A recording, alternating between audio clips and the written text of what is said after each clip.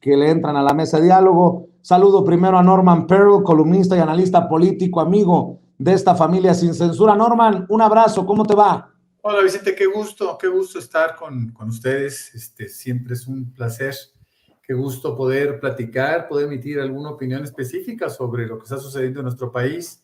Y claro, un saludo a nuestros compañeros, un saludo a toda la inmensa audiencia de Sin Censura que cada día crece de forma extraordinaria. Gracias, Norman. También saludo al periodista y lingüista, amigo de este espacio libre como el viento, Miguel Martín Felipe Valencia. Querido Miguel Martín, muy buenas tardes, muy buenas noches. Buenas noches, Vicente. Contento una vez más de estar aquí en Sin Censura. Saludos a Norman.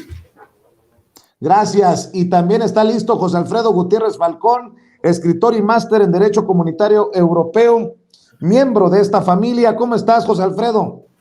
Encantado, Vicente, de estar con ustedes como siempre. Gracias a los tres por acompañarnos. ¿Cómo ven esta defensa de Manuel Bartlett, estos eventos, estas cumbres, estos foros municipalistas, el mensaje que se envía desde Bacadehuashi? Y bueno, Norman, empecemos por ahí. Creo que esto demuestra, no sé si la recta final, pero sí la importancia de la reforma para la cuarta transformación, para el gobierno del presidente Andrés Manuel López Obrador. Claro, fíjate que para mí es interesantísimo poder ser testigo de la evolución que ha tenido la interrelación que se da entre los municipios que están gobernados por Morena, por el Partido del Trabajo, por el Partido Verde, de tal manera que esta cohesión pueda lograr mandar una señal de, no solo de unión, sino también de una posibilidad de entender diferentes criterios. Defender la reforma, a la iniciativa la reforma de iniciativa del presidente López Obrador es muy importante. Y es importante que lo sepan todos. Entonces, el hecho de que haya la participación de los municipios en este tipo de asambleas, bueno, nos da la tranquilidad de saber que los llevarán a cada uno de sus sitios de origen. Y bueno, seguramente tendremos una comunicación personalizada, mucho más sólida de lo que antes se había pensado. La participación del secretario de Gobernación es interesantísima, de los gobernadores, de los presidentes municipales y de la gente que participa en los cabildos de los municipios. Yo creo que Morena está dando un paso adelante en esta consolidación de esta gobernanza, ¿no? De esta forma de entender la política a partir de 2018 con el triunfo del presidente López Obrador y con el triunfo, yo lo diría de una manera más amplia, del pueblo de México. De tal manera que pienso que esto que está pasando es un fenómeno interesante, es algo que podemos ir, que es plausible y que podemos ir pensando que va a dar resultados, sobre todo en unos días cuando sea votada la iniciativa para la reforma eléctrica. Y creo que es importante ponerlo en términos reales a la gente de abajo. Se habla de arriba, de abajo. Bueno, creo que el gran respaldo a la reforma eléctrica tiene que venir desde abajo, Miguel Martín. Es que nunca había sido tan significativo, Vicente, el tomar en cuenta a la gente de abajo, porque pues realmente no era lo mejor para los regímenes anteriores. De hecho, pues si lo vemos y lo comparamos con cómo se hubiera manejado toda esta información en los medios corporativos, en Televisa, por ejemplo, pues imagínate, estarían dando la información totalmente sesgada, la gente no estaría interesada en participar, porque esa es otra cosa muy interesante, y eso es inédito. Cuando habíamos visto que el pueblo como tal, que la gente levantara la mano en las calles, en las comunidades, y dijera, yo defiendo la reforma eléctrica, yo defiendo el litio, yo defiendo la soberanía energética? Entonces, pues este tipo de cosas son nuevas, ¿no? En una sociedad que se está politizando cada vez más. Ahora, lo interesante también, y creo que tú lo resaltabas, es que pues Morena a nivel de movimiento, no de partido, entiéndase, el movimiento es en las calles. el partido pues ya es en el legislativo, ¿no? En los poderes, pero el movimiento está en las calles y eso es lo que hizo realmente pues que el presidente tuviera el éxito que tuvo durante la campaña, eso es lo que lo hizo salir electo, eso es lo que llevó a la gente pues a buscar una respuesta al hartazgo social, ¿no? Cuando el hartazgo social llegó a masa crítica, entonces pues este movimiento tomó muchísima fuerza y aparte de hacerse sentir en las calles, pues se sintió también en redes sociales, ¿no? ¿Qué sucedió durante la pandemia? Un poco a lo mejor, no sé, igual estar, no sé si confiados, relajados, pues creo que el movimiento dejó de estar en las calles, dejó de hacerse palpable en las calles y parecía que solo era un movimiento de redes sociales. Y entonces, pues ahora creo que está perfecto que la dirigencia pues se ponga las pilas en este sentido, recuerde que hay bases, durante mucho tiempo estuvimos diciendo, es que ¿dónde están las bases de Morena? Es que ¿por qué no hay una comunicación con las bases? Porque parece que el partido está desconectado de las bases. Bueno, pues yo creo que este tipo de dinámicas que están propiciando este tipo de encuentros, pues es el reconciliarse con las bases o bien el recordarles a las bases que es un movimiento muy sólido, muy poderoso, que todavía tiene mucha fuerza y que lo de las redes sociales es la punta del iceberg, porque considero yo que en las calles es donde realmente se ve ese respaldo o se ve esa fuerza de un movimiento social. Y qué bueno que se esté recordando, como lo dije desde un principio, que no es solo un partido político, que es un movimiento social. Eso es lo importante, porque el movimiento social implica lucha social tomando en cuenta a los estratos más bajos que nunca habían sido tomados en cuenta.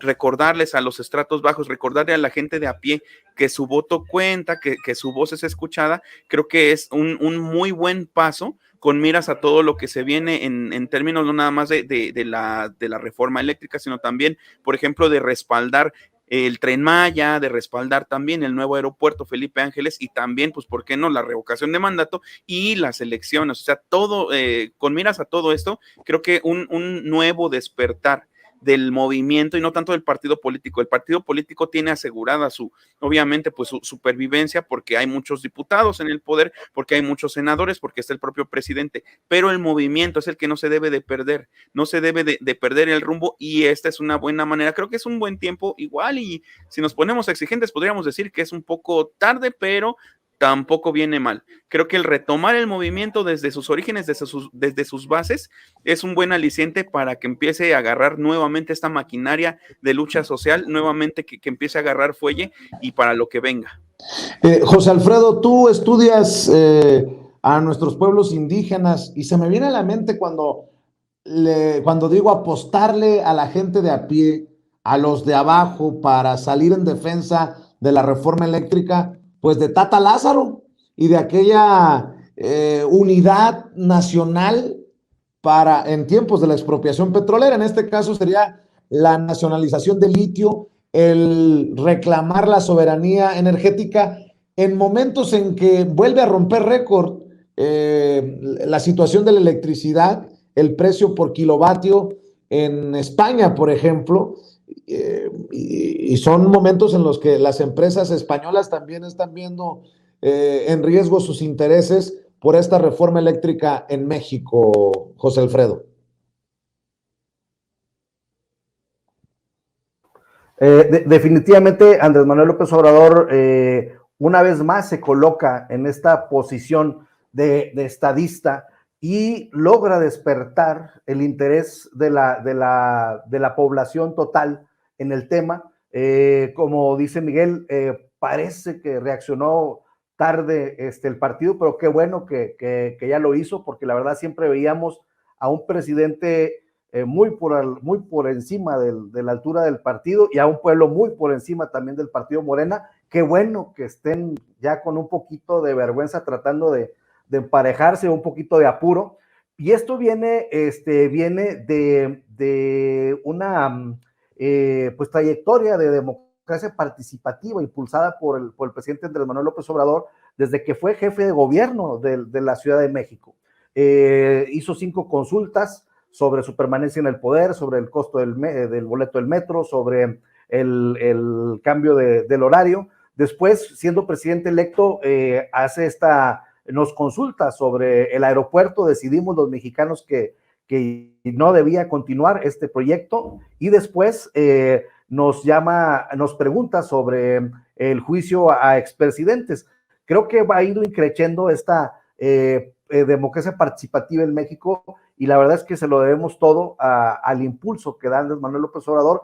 Y en este caso, hablando del tema indígena, Vicente, créeme que las asambleas que se han realizado para cualquier tipo de proyecto, llámese Tren Maya, llámese tren transísmico, dentro de este gobierno, ha ido también activando un músculo que pues no se tenía no se tomaba en cuenta, pero para nada.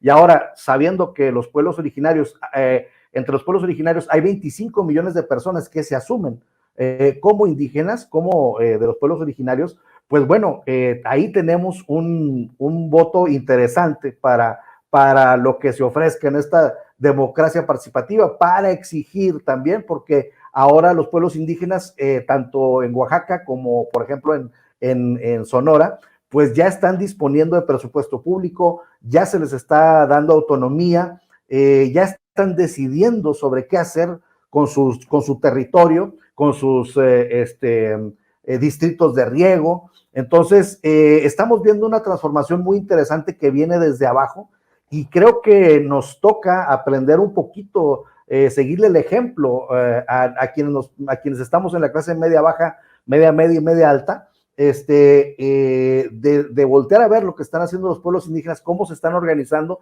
y cómo están participando activamente en la decisión en total cogobierno con la Cuarta Transformación Nacional. Entonces, lo que dices es muy interesante, y sí hay un despertar en la base, que seguramente lo vamos a estar viendo en los próximos temas, como la reforma energética y como en la revocación de mandato. Fíjense en otro tema, fíjense que la oposición, Norman, ha intentado posicionar esta narrativa de que el gobierno de López Obrador es igual o peor de corrupto que los otros gobiernos, que la familia del presidente se aprovecha de los privilegios, que López Obrador es lo que tanto criticó. Yo he dicho que no lo veo así, que yo al contrario, veo unas ganas del presidente de que las cosas sean diferentes. Incluso en su momento le pidió a su hermano Pío López Obrador y a su ex colaborador David León que no se ampararan, que fueran ante las autoridades cuando fueron exhibidos aquellos videos intercambiando sobres con dinero y estas cosas que circuló precisamente Loret de Mola y Latinus. El caso de su hijo igual, dieron la cara, explicaron, ya se desmoronó ese otro escándalo. Bueno, pues reapareció Pío López Obrador, fíjense nada más, para aquellos que dicen que es igual o peor este sexenio, urge, le pide a la Fiscalía General de la República que lo investigue. El hermano del presidente López Obrador, Pío López Obrador, aseguró que espera que la Fiscalía General de la República concluya lo más pronto posible la investigación que hay en su contra por los videos revelados en 2020 en los que se le ve recibiendo sobres de dinero de manos del entonces asesor del gobierno de Chiapas, David León. Aseguró que es el primer interesado en que se conozca la verdad y que nunca ha presionado a la Fiscalía General de la República para que se archive la investigación en su contra, porque hay que decirlo, muchos medios hablaban de que Pío López Obrador estaba presionando para que se diera carpetazo a su caso. Bueno, pues reaparece y dice, y cito, si alguien está interesado en que la autoridad investigadora cumpla con su obligación constitucional de investigar y se haga justicia, soy yo. Es su primera declaración por el videoescándalo y dijo que solicitó a la Fiscalía General de la República que no tarde y que se resuelva lo más pronto posible. Pues eso también es lo que le duele a la oposición, estas ganas de transparencia, Norman, ¿o cómo lo ves tú? Fíjate que la transparencia solamente se puede encontrar a través de evidencia. Es decir, no podemos hablar de transparencia, no podemos hablar de resultados, no podemos hablar de eventos no sucedidos cuando todo está en el aire. Afortunadamente, el gobierno del presidente López Obrador tiene constancia muy clara de la evolución que se ha tenido en muchos sentidos. Si nosotros partimos de de la parte económica que tanto les duele y que tanto les interesa a grandes grupos de interés en este país, pues podemos también decir que nunca se había cobrado 1.500.000.000.000 de pesos de adeudos atrasados, que nunca se había podido financiar con tan facilidad 500.000 millones de pesos de programas sociales, que nosotros no hemos tenido, a pesar de la pandemia, tropezones como país, en donde salga un presidente a decir, señores, sobre todo a las clases bajas, a las clases populares, apriétense los cinturones, porque eso nos dijeron toda la vida, salían y nos decían, a ver, el pueblo ahora sí se tiene que apretar los cinturones. ¿Por qué? Porque vamos a tener que ahorrar y vamos a tener que mantener una posición de austeridad, pero para el pueblo, solamente para el pueblo. Nunca se había visto una seguridad económica en la gente más humilde de este país. Nosotros no hemos visto en este país, en este gobierno, a partir de 2018, no hemos visto ningún caso de sobresaltos en las calles, no ha habido saqueos de supermercados, no ha habido absolutamente nada que tenga algo que ver con lo que se había previsto en la parte, es decir, en la fase inicial de este gobierno. Ustedes recordarán que por ahí Loret de Mola y compañía, y le hacía también segunda Felipe Calderón, decían que el peso se iba a ir a 25, 30 pesos, ¿no? Bueno, se ha mantenido en igual o mejores circunstancias que como lo recibió el presidente. Es decir, si nosotros hacemos un análisis de todos y cada uno de los capítulos, por decirlo de alguna manera, de la parte económica, nos vamos a encontrar que nunca estuvo mejor este país. Entonces, tenemos que ser objetivos, y la objetividad, insisto, descansa en la evidencia. No podemos seguir pensando en los dichos, en el yo pienso, en el yo creo, en el yo juzgo. No, no, no. Ahí están los datos. Si quieren transparencia, ahí está la información. Solamente no se ha tenido un crecimiento en el Producto Interno Bruto, y lo aclaró muy bien el presidente de la República, que esto no significaba desarrollo económico. Eso significaba simplemente un índice que yo alguna vez recordando lo que había sucedido en el mundo, en Irlanda, en la República de Irlanda, se tuvo un crecimiento del PIB de 23%, de 2.300% en una ocasión. Y eso no repercutió ni en empleos ni en sueldos, ¿no? Lo mismo sucedió en Estados Unidos, que no repercutía en los salarios. Es decir, cuando se habla, por ejemplo, del ingreso per cápita y nos dicen, es que cada mexicano gana $10,000 al año, pues eso no es cierto, porque la desigualdad que se da en el mundo, y concretamente en México todavía, es que algunos reciben mucho dinero y otros reciben muy poquito. Lo que a mí me da tranquilidad es que la gente más pobre está recibiendo bastante más de lo que recibió en el pasado como una contribución a sus esfuerzos en la vida, es decir, como una contribución a una necesaria justicia que hay con la gente más necesitada. Lo vemos en los países del Báltico, en donde los programas sociales son comunes. Lo vemos en Europa, después de la Segunda Guerra Mundial, en Alemania, etcétera. Pero ya se puede hacer. En Estados Unidos el presidente Biden puede repartir $6 billones, tirarlos, repartirlos en cheques a toda la población.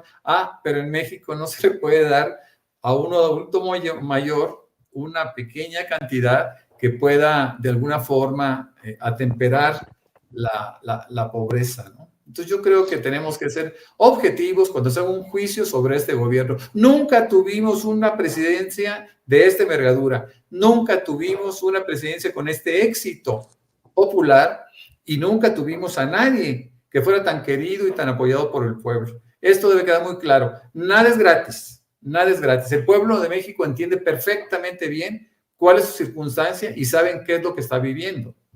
Así es, nunca antes tuvimos a un presidente con esta autoridad moral. Y déjame plantearte, querido Miguel Martín, esto que leo, ya que estaba hablando de la relación con Estados Unidos, el querido Norman, la corrupción limita el combate al lavado en México, alertan desde Estados Unidos. esta visión del imperialismo, del ser los policías del mundo, continúa en Estados Unidos. El Departamento de Estado de Estados Unidos, en el segundo volumen del informe sobre la Estrategia Internacional de Control de Narcóticos, señala que el combate al lavado en México se ve obstaculizado por la corrupción, la falta de capacidad de investigación y por la carencia de cooperación interinstitucional. Aseguró que aunque las autoridades reconocen el abuso en ciertos sectores por parte de los lavadores de dinero, las respuestas de las fuerzas del orden están limitadas por la corrupción y la falta de capacidad. Sostiene que según la base de datos del Consejo de la Judicatura Federal, en 2018 solamente se presentaron 9 condenas por lavado de dinero, 19 en 2019 y 3 en 2020, lo que demostraría el bajo nivel de persecución contra este delito. Destaca que a estos problemas se han sumado resoluciones de la Suprema Corte de Justicia de la Nación que han obstaculizado la lucha en contra de ese delito. Nos vamos a comer las uñas, no va a poder dormir el presidente porque Estados Unidos nos está evaluando mal, querido Miguel Martín, en pleno 2022, en pleno siglo XXI. Give me a break, como dicen en inglés. Hasta donde sé, Vicente, creo que eso significa no mamen, pero sí. Básicamente. Bien bajado el balón. Pues sí, ¿sabes qué es lo preocupante? Que esa narrativa está inserta en los medios corporativos y en la industria cultural. O sea, en la industria cultural, pues también nos hacen ver a Estados Unidos como el héroe del mundo. Y en la narrativa de los medios corporativos, pues nos hablan de algunas pomposas organizaciones que tienen nombres igualmente pomposos como Freedom House, de la que te había hablado en otra ocasión, y ese tipo de organizaciones, pues resulta que evalúan, no se sabe con base en qué parámetros, y me refiero en concreto para el caso de México, evalúan qué países son democráticos y qué países no son democráticos. Lo ideal, obviamente, Estados Unidos, según su mapita, está en verde. Y México está en amarillo, ¿no? Entonces, pues ya nos quemaron, ya nos señalaron como un país donde la democracia, pues no se vive plenamente, ¿no? O sea, vale gorro que haya ganado Andrés Manuel con una mayoría apabullante en unas elecciones que fueron transparentes, porque ahí estuvimos cuidándolas, por cierto. Nos volcamos tanto a votar como a cuidarlas. Vale gorro que el presidente, como tú mismo dices, pues esté introduciendo el tema de la moral en estos tiempos en los que pues teníamos regímenes, que son amorales, que son antidemocráticos, que son también anticulturales, igual, porque querían borrarnos todas nuestras culturas primigenias para convertirnos simplemente en consumidores. Entonces, se burlan del presidente, ¿no? Por meter las cuestiones de la moral en la política, ¿no? Porque la política se había vuelto una actividad tan cínica que hablar de moral era de risa, porque ya sabíamos que el ser político pues era carecer de cualquier cualidad humana prácticamente, porque era para llenarse las bolsas. Y pues basados en esto, en toda esta narrativa y en gente que le hace el caldo gordo a Estados Unidos considerándolo una autoridad y que quiere ir a acusar al presidente con Joe Biden, que insta a Joe Biden que le jale las orejas supuestamente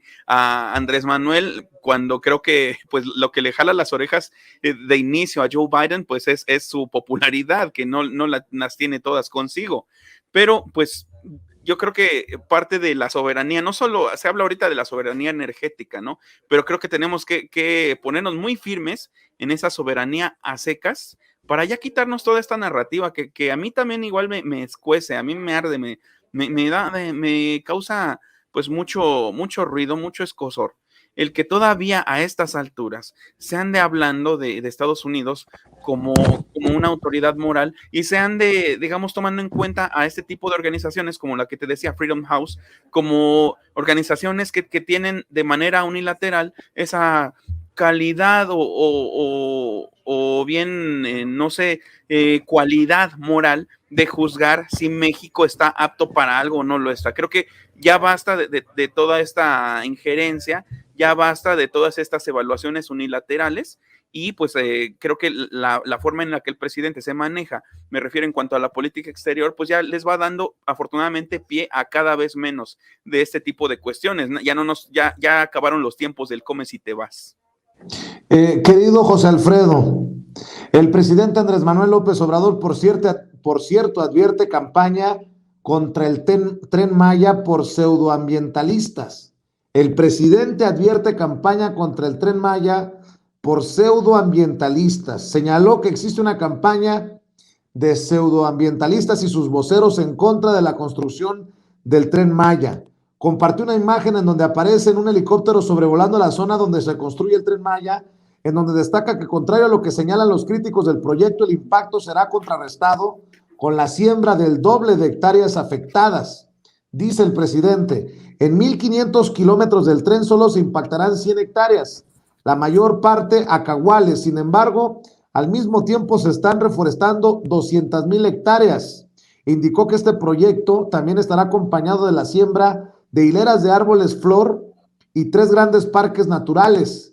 Se van a crear estos 3 grandes parques naturales en 18,000 hectáreas y en las orillas de las vías se sembrarán hileras de árboles flor como Guayacán, Maculí y Flamboyán, dijo el presidente. Querido José Alfredo, campaña de pseudoambientalistas y sus voceros contra el Tren Maya, cuando el tren está para inaugurarse el próximo año.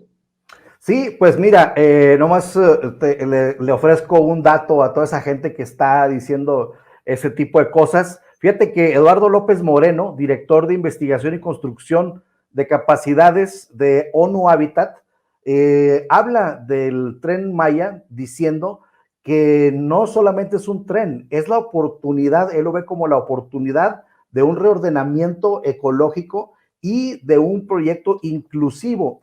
¿Por qué? Porque se llegó a un acuerdo entre la ONU, el gobierno y los pueblos originarios de que el 46% de los empleos que se generen con el Tren Maya, de aquí al término de su construcción, al término a su inauguración, por decirlo de esa manera, el 46% tiene que ser para los pueblos originarios. Entonces, imagínate el orden que se está llevando, se están recolectando cantidades innumerables de vestigios arqueológicos que no se iban a encontrar si no se hacía esta obra. Entonces están haciéndose puentes para el cruce de animales preciosos, para que no tengan ninguna, o sea, totalmente naturados en la parte de arriba, los puentes, además muy anchos, de tal forma que la integración con el medio ambiente va a ser pues casi perfecta, y también pues va a funcionar con energía eléctrica, y además de que va a funcionar con energía eléctrica, va a haber una planta solar para echar a andar el tren. Es decir, además de que va a ser eléctrico, va a haber plantas de energía solar para que funcione el tren con esa energía principalmente, de tal suerte que, bueno, pues quienes digan eso, pues hay que decirles que todo este proyecto está totalmente supervisado por ONU Habitat, y la verdad va a ser un ejemplo de una integración de este plan. Además hay que decirlo, la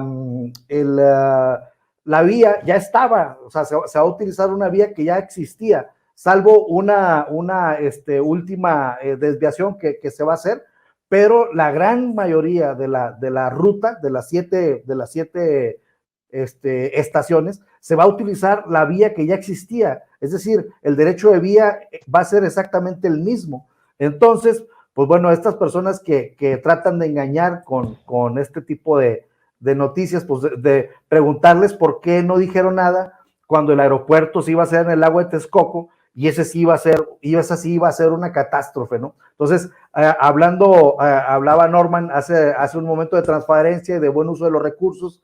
Pues tenemos que, gracias al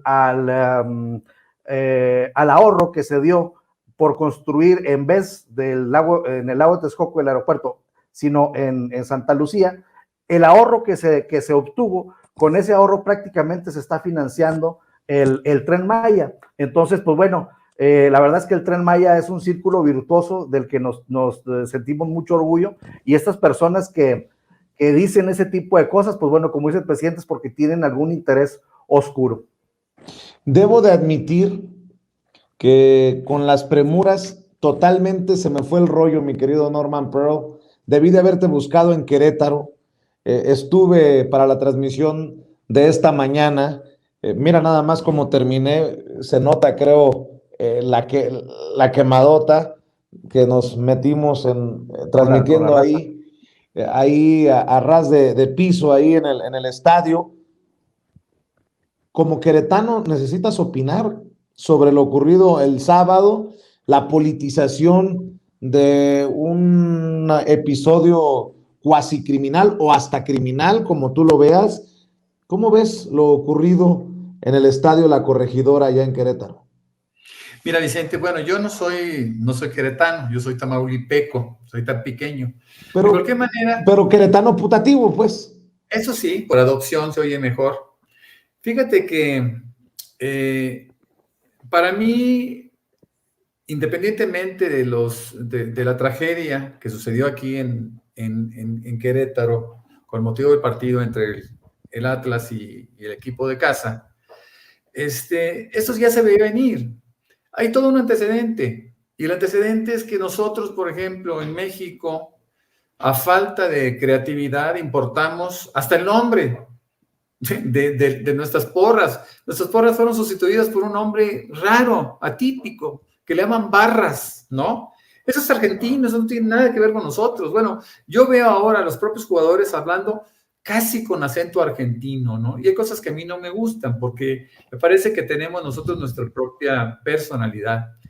El tema de Querétaro, es decir, la forma como se ha venido manejando esta tragedia, esta terrible enfrentamiento que se dio en el estadio, ha sido desafortunado, porque primero que nada se manejaron imágenes y de muchas partes del país me decían, oye, es que la evidencia de los muertos o de las muertes es muy clara, ¿no? Son cuerpos abandonados, son cuerpos que fueron terriblemente golpeados, inclusive en sus cabezas, etcétera. La posibilidad de que hayan subsistido es menor, ¿no? Entonces todo el mundo hablaba de 17 muertos, alguno llegó a decir que habían sido 30 muertos, fundamentalmente medios deportivos.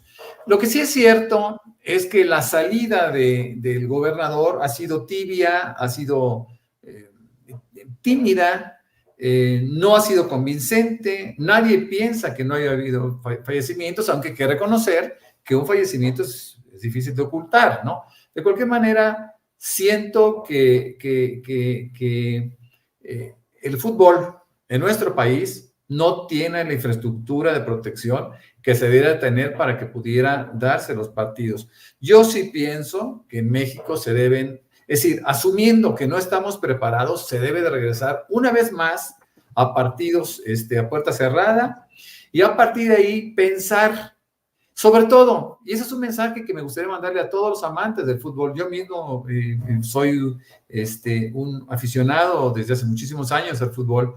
Empecé con el Tampico, por supuesto, y terminé en el Cruz Azul. Pero bueno, la idea es que yo siento que una persona cuando compre un boleto para entrar a ver un partido de fútbol, debe de entender que está restringido, que debe de ir a presenciar un partido, que los protagonistas son los jugadores, no son los aficionados en ese sentido. Es decir, los que están haciendo el espectáculo son los jugadores, de tal suerte que no tienen que meterse ni con ellos y menos golpear o insultar a los que están a un lado de ellos. Me parece que hay que entender ya y evolucionar esta cultura del deporte como aficionados, como espectadores, ¿no? Es un espectáculo pagado, sí, es cierto, pero finalmente es un espectáculo que la gente debe de entenderlo como tal. No va en juego la vida, no es la patria, no es la ciudad siquiera, no es ni el barrio, vamos. Son unos jugadores que tienen unos propietarios privados, todos los equipos de fútbol son privados, no son de la nación.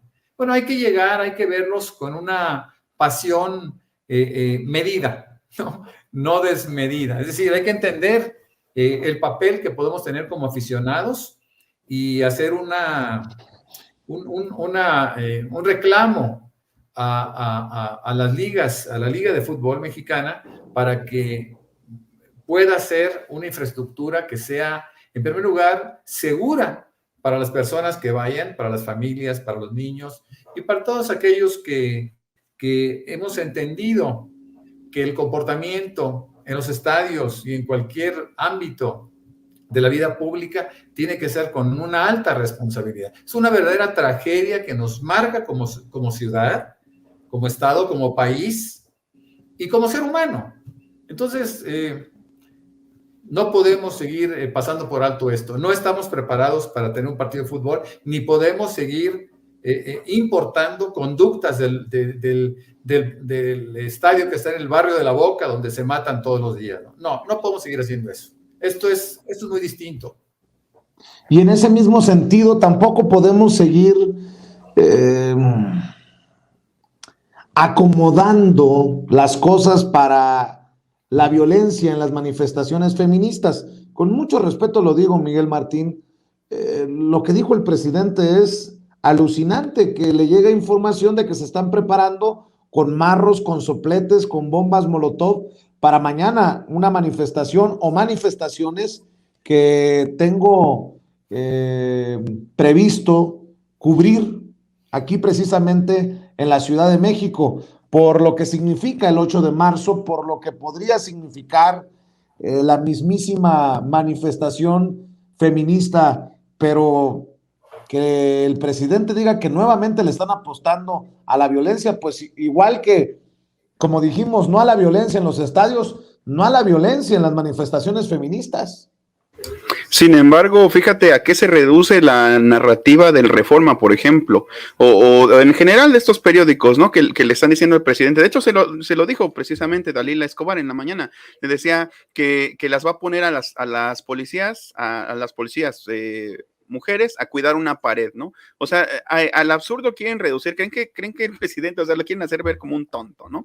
Que obviamente le gustan más las paredes, le pueden más las paredes que la integridad de las mujeres, ¿no? Y fíjate, Vicente, que no, salvo la mejor opinión de todos los que nos están viendo y de ustedes también, yo creo que una de las cosas que hacen que estos movimientos, que tienen todo mi respeto dentro de lo que piden, obviamente, pero fíjate que pues lo que yo veo más, pues son personas que están relacionadas con el mundo académico o porril, pero no veo mucha representación indígena, no veo, o sea, por ejemplo, puede haber el caso, no sé, de una mujer en un contexto indígena que a los 22 años ya está casada porque a los 21 decían, según los parámetros de su sociedad, que ya era una quedada si no se casaba. Y a esos 22 añitos, pues tiene un marido que le pega, ¿no? Que la golpea y que le es infiel, pero ella por su apego que le tiene, el respeto que le han inculcado, tenerles a los hombres en general, pues nunca lo va a denunciar, nunca va a tomar parte en una de estas manifestaciones, pero creo que tampoco podría gritarle pinche gata a una policía mujer, como varios videos que vimos, ¿no? Entonces es un asunto creo que muy, muy sangrante en ese sentido, y que lo reduzca nada más a que el presidente lo que quiere cuidar es una pared y que no le importan las mujeres, pues eso es todo, es parte de un jueguito que hace, por ejemplo, que salga Chumel a decirse feminista, imagínense ustedes, o sea, Chumel diciendo que apoya a las mujeres, que es feminista, ¿no? O que es de mega izquierda, como lo llegó a decir con Diego Rusarín, es parte del mismo juego. Ahora todos los conservas, todos los fachos, todas las personas que son defensores del individualismo y por supuesto que odian a los indígenas, que odian a las mujeres, y si no los odian por lo menos no les importan, pues ahora resulta que se hermanan con estas causas, ahora resulta que son feministas solo para hacer ver mal al presidente. Y creo que en este sentido, pues van tapando, van dejando oculto todo esto de que hay artículos que son sumamente dañinos, eso de que sopletes, imagínense, o sea, yo no concibo, o sea, que ¿para qué pueden llevar eso? O sea, son cosas que no deberían estar en una manifestación que es en contra de la violencia, ¿no? Y obviamente es para provocar, obviamente es totalmente para provocar, pero lo que sí hay que tumbar es esa estúpida hipótesis que están manejando en los medios corporativos de que el presidente reduce esto a un movimiento conservador. Esto no, el presidente nunca dijo que esto es conservadurismo, y al contrario, el presidente está en todo momento diciendo que tienen toda la libertad de manifestarse, pero él en lo que está en contra de lo que está es en la violencia, ¿no? Y en esta hazaña, en esos tweets que se difunden donde dicen cámara, morras, lleven su soplete, lleven su marro, lleven su cincel, lleven sus piedras, lleven sus bombas molotov. Creo que eso sí es muy preocupante, y creo que ese es un retroceso, porque pues no deberíamos estar en este, pues en este tenor pidiendo las cosas, porque realmente ni siquiera están pidiendo el alto a la violencia contra las mujeres. Creo que sí hay un sentido político ahí, y sí hay, creo que también mucha vena porril por parte de muchas participantes, o de muchos, porque se sabe también de hombres encubiertos que van a aplicar también su fuerza de hombres para utilizar, por ejemplo, puertas como arietes y cargar contra las policías femeninas, ¿no? Entonces, pues creo que tenemos que estar muy atentos, y pues te deseo la mejor de las suertes, Vicente, en la cobertura. Y bueno, nada más para abonar un poquito a lo que decía el querido Norman Pearl. Fíjense que tengo la desgracia de irles a los dos equipos que empezaron con esto de importar barras de Sudamérica. En el 93, el Club León fue el primero que trajo una barra de batucada cuando estaba Milton Queiroz Chita jugando en el León. Ellos trajeron una barra de batucada para que ambientara supuestamente en el estadio. Y luego fue el Pachuca, mi otro equipo al que le voy, porque mi papá es de Guanajuato, mi mamá es de Hidalgo. El Pachuca trajo en el 96 a los primeros, digamos, dirigentes de Barra Brava de Argentina. Ellos fundaron lo que conocemos ahora como la Ultratusa. Y posteriormente el Atlas también imitó esto mismo, porque el Atlas, pues digamos que por sus colores, por esta vena de mineros ingleses, huelguistas, que es de ahí de donde vienen sus colores, está un poco hermanado con el Newell's Old Boys de Argentina, que tienen esta tradición contestataria, esta tradición, digamos, de enfrentamiento contra la policía. Bueno, pues de ahí, lamentablemente, de los equipos a los que yo les voy, viene la introducción de las barras bravas en México. Válgame Dios. Y oye, para ir cerrando, José Alfredo Gutiérrez Falcón, siguen desde los medios extranjeros atizándole al presidente Andrés Manuel López Obrador. Creo que fue el Financial Times el último que estuvo dándole duro al presidente. Me llama mucho la atención que el Financial Times diga que la Casa Gris es la oportunidad de Andrés Manuel López Obrador para cumplir sus promesas electorales. Pues si no hay campaña de medios extranjeros, todo parecería que hubiera una campaña, y si huele a campaña, luce como campaña, pues es campaña contra el presidente Andrés Manuel López Obrador, no solamente desde nuestro país, sino desde medios, insisto, extranjeros, José Alfredo. Sí, y incluso yo iría un poquito más al norte, porque esa campaña también podría ser contra el mismo Biden. Por ejemplo, si Biden ya está urgiendo al Congreso para aprobar la ley en favor de los migrantes, pues entonces también hay ya una correlación, y si Biden está ya en sintonía en muchas cosas con Andrés Manuel López Obrador, como el hecho de invertir en Centroamérica, como el hecho de decir que se tiene que unir más la economía, yo siento que el golpe es doble, intenta ser doble, porque en realidad con la Casa Gris, pues ya el que hable de la Casa Gris lo único que puede hacer es el ridículo, ¿no?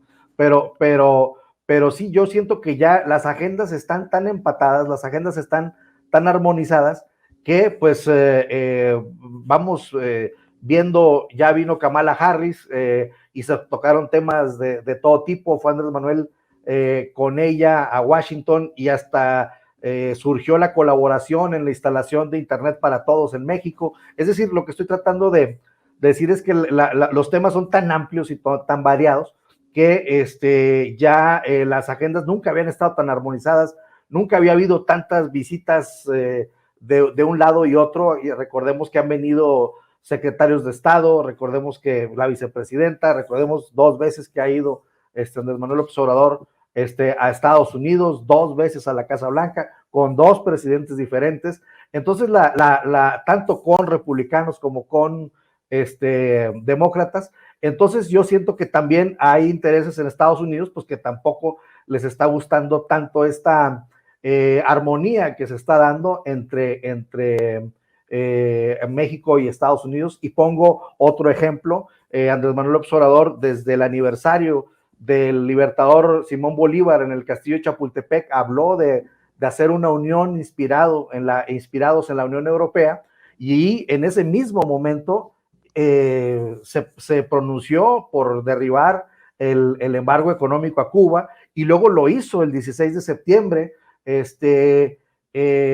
ni más ni menos que con la presencia de Miguel Díaz-Canel en el Zócalo, y luego después viene este video de Joe Biden en la celebración, la conmemoración de la consumación de la independencia de México, donde Joe Biden dice, no hay un amigo mejor que México para nosotros. Entonces, pues bueno, también esto le ha de tener mortificados a 2-3 allá en Estados Unidos, y sí, efectivamente, siento que son,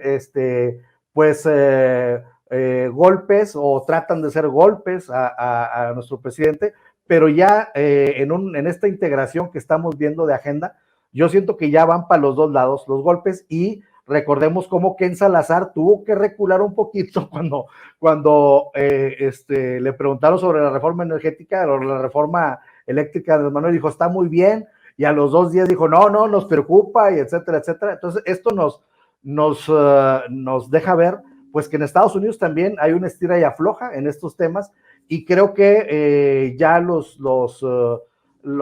golpes, las lanzadas, pues pueden también ser parte de gente en Estados Unidos que le quiere pegar al mismo Biden o a la misma Kamala Harris. Mi querido José Alfredo Gutiérrez Falcón, ¿por qué no cerramos invitando a la gente para que te apoye en tus trincheras? Gracias. En Twitter, gracias, estoy como @Gutiérrez Falcón, y en Facebook estoy como J. Gutiérrez Falcón. Gracias, me da mucho gusto, y gracias, Vicente, porque cada que se acaba un programa con ustedes, pues empieza a repuntar ahí el asunto en las redes sociales, y cosa que me da mucho gusto. Gracias, José Alfredo. Miguel Martín, también hay que apoyarte en tus trincheras. Muchas gracias, Vicente. Sí, suscríbanse a mi canal que se llama Al Aire con Miguel Martín. Lo encuentran con el logo de este colibrí que tengo aquí atrás de mí, Al Aire con Miguel Martín. Hoy tenemos igualmente reseña literaria esta noche a las 10:30 con Ramiro Padilla, El amor en los tiempos del cólera, no se lo pierdan. También me encuentran en Twitter como @MiguelMartinfe, en Facebook con mi nombre completo, Miguel Martín Felipe Valencia, y también pueden leer mis artículos tanto de política como del suplemento cultural en Regeneración MX. Norman Pearl, ¿en dónde te leemos? ¿En dónde te escuchamos? ¿En dónde te apoyamos? Bueno, gracias, en el sitio de siempre, o en los lugares de siempre. Yo estoy en Twitter como Norman F. Pearl. También me pueden encontrar con el mismo nombre en la página de Facebook, en la página en la fanpage. Escribo para Manifiesto 21, también escribo para La Lupa MX y para Reporte 32 MX. Próximamente les quiero invitar a un programa que tendremos Sin Línea, abordando temas sobre mujeres en cautiverio. Quiero agradecer la coincidencia con Miguel Martín, con José Leonardo, y por supuesto contigo, Vicente. Muchas gracias. Claro que sí. José Alfredo Gutiérrez Falcón, Miguel Martín, Norman Pearl, les mando un abrazo. Muchas gracias. Estamos al pendiente. Que gracias, descansen. Vicente. Suerte mañana. Gracias. Mañana sí me voy a llevar sombrerito. No te expongas. O me encapucho. Peluca. Bueno. No te expongas mucho. No, claro que no, siempre con reservas y con mucho respeto para quienes se manifiestan pacíficamente. Gracias, compañeros, gracias, amigos, y estamos en la recta final. Amigos, amigas, regresamos en breve, pero mientras seguimos hablando sin pelos en la lengua, sin censura, usted puede suscribirse a nuestros 3 principales canales en YouTube.